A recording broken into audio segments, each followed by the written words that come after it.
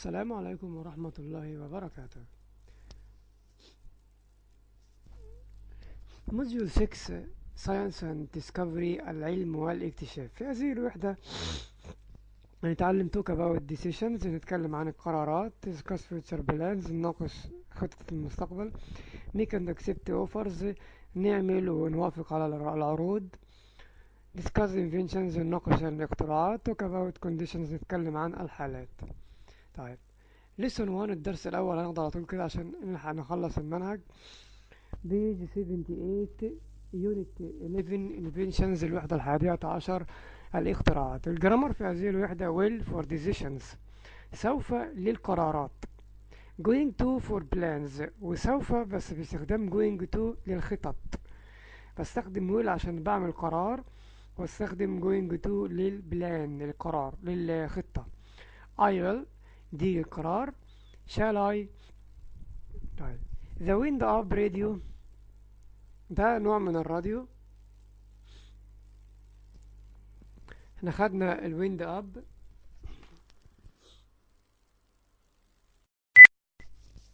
دوت اللي هو الراديو الزنبركي. طيب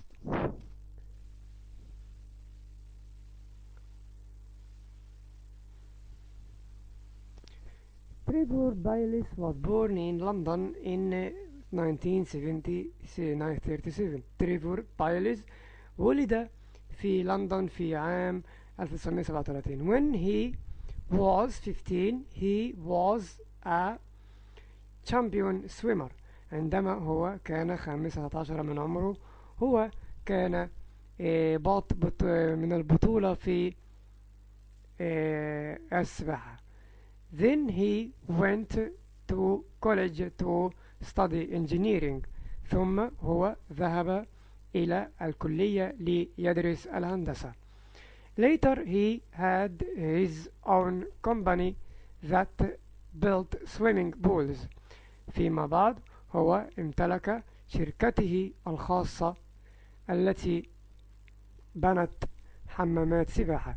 He also worked on TV as a special kind of swimmer.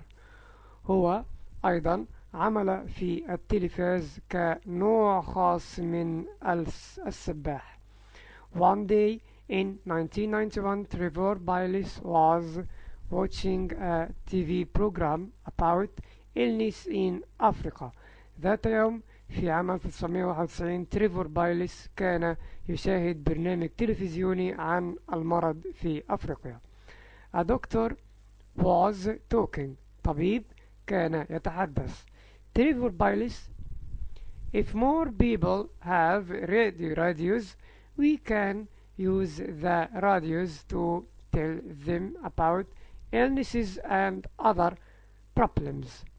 إذا ناس أكثر لديهم الراديو نحن نستطيع نستخدم الراديو لنخبرهم عن الأمراض والمشاكل الأخرى. But many people don't have electricity and batteries are expensive. لكن ناس عديدة لا تملك كهرباء وبطاريات ما زالت وهي غالية الثمن. Shall I do nothing؟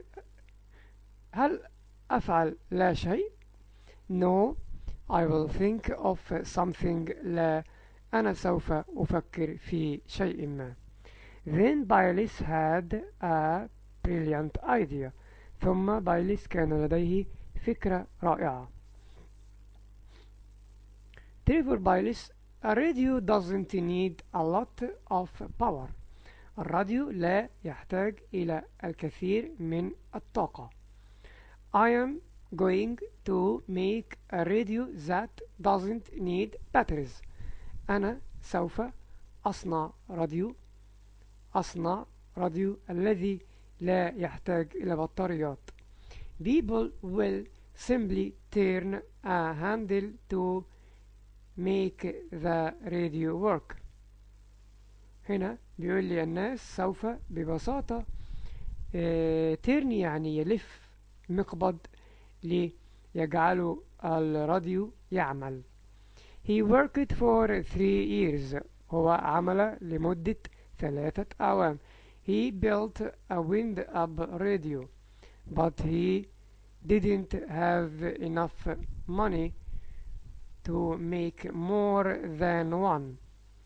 هو بنى راديو زنبركي، لكنه لم يمتلك نقود كافية ليصنع أكثر من واحد. He took his invention to many companies, but no one believed in his idea. هو أخذ اختراعاته إلى الكثير من الشركات، لكن لا أحد صدق في فكرته. تريفر بايلس بيقول I will not give up. أنا لن أستسلم. Shall I fail؟ هل أنا سأفشل؟ No, I am going to succeed. لا، أنا سوف أنجح. In 1994, Trevor Baylis had his big chance. في عام 1994 تريفور بايلس كان لديه فرصته الكبيرة. He went on TV. هو ذهب على التلفاز، تعرض على التلفزيون يعني. He turned the handle for 2 minutes and his radio worked for 15 minutes. هو استدارة أو لفة المقبض لمدة 2 دقيقتين، والراديو الخاص به عمل لمدة 15 دقيقة. Many people watched him on TV. ناس عديدة شاهدته على التلفاز. Trevor Baylis was in business. Trevor Baylis كان في أعمال. Now you can find his wind-up radios in homes all over the world. الآن أنت تستطيع أن تجد راديوهات الزنبركية في المنازل في جميع أنحاء العالم. والسلام عليكم ورحمة الله وبركاته.